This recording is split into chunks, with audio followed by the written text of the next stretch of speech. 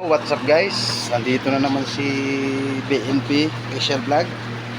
Kaya naman pala si Erwin Tolpo bunganga ng bunganga sa Senado. Ayaw na ayaw niya buksan muli ang Blue Ribbon Committee dahil isa pala siya sa pinakamalaking nakuwang alokasyon noong 2025 na congressman pa siya sa CIS party list guys. Isipin mo kung gaano nakuha yung alokasyon niya. 7 billion. Grabe, ang laki guys. Kaya pala takot na takot siya muli buhayin ang Blue Ribbon Committee ngayon. Pumuputak-putak siya, parang quit ng penguin yung bunganga guys. Kaya may alokasyon pala siya na nakuha dati na congressman pa siya. Kaya takot na takot siya na may imbestigahan siya sa alokasyon na nakuha niya yung 2025. Congressman pa siya sa party list na CIS. So dito natin malalaman guys na talagang gusto nilang mabawi yung majority sa Senado para hindi mabalikan sila ng mga grupo ni SP Cayetano. Kaya natatakot pala ngayon yung mga minority guys dahil talagang babalikan sila ngayon sa investigasyon. Dahil yung nakaraang investigasyon nga ni Pinky Lacson talagang may kinikilingan eh.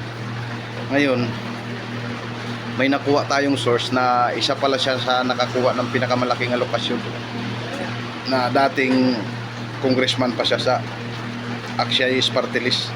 Kaya pumuputak-putak yung bunganga ngayon na gusto rin nila baguhin ang imahe ng Senado para hindi sila mabalikan ng investigasyon guys ni Senador Marcolita. Kaya atat na atat sila ngayon na gusto nilang patalsikin si SP Cayetano para hindi na masimulan yung Blue Ribbon Committee ulit, para masirado ng kaso, para makaiwas siya sa asunto. At saka guys, breaking news pala, nagpalabas na ng warrant of arrest ang Sandigan Bayan guys, 5th Division, para sa kasong plunder ni Jingo Estrada. Nobel pa naman to guys. Grabe talagang panggigipit talaga. Kung tutuusin mismo dati si Senator Soto o Senator Ping Lacson ang nagsabi na wala naman siyang insertion sa 2025 budget guys. Tapos ngayon puro hearsay lang ang ginagawa ni Boyeng, wala siyang matibay na ebidensya. Tapos ngayon kinasuhan siya sa Sandigan Bayan ngayon. Yung una kasi guys, ano lang yun, grab ang corruption eh, kaya may bill. Ngayon plunder na talaga. Kaya Nobel ang hatol lang sa Sandigan Bayan 5th Division. Kaya ewan ko kung madala to mamaya kasi nandun na yung PNP CIDG sa Senate ngayon guys. Talagang gusto talaga nilang ma-wash out lahat ng mga Pro Duterte. Ang Senate majority ngayon, gusto talaga nilang ma-wash out lahat para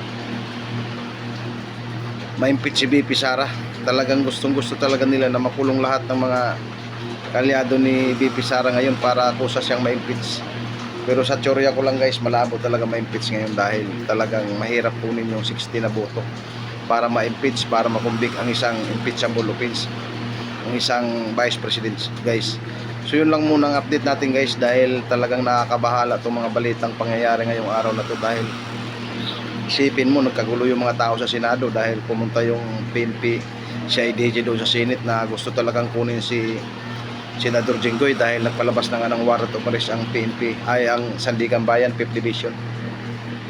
Kaya tinutumbok talaga ngayon lahat ng mga kalyado ni BP Sara Duterte para mapatahimik. Totoo talaga ang teorya guys na talagang tinatakot sila na kung hindi sasanib sa kabilang kampo kakasuhan. Ito na nga sinasabi ko guys, kinasuhan talaga.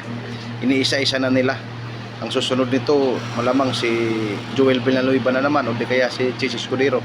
Dahil kanina guys, nagpatawag na naman si Kumilik kanina na yung donasyon nga na nag-donate kay Chis Escudero, yung campaign period ng nakaraang eleksyon guys. So antabayanan natin guys ang mga pangyayari ngayong araw na ito dahil marami talagang mangyayari ngayon.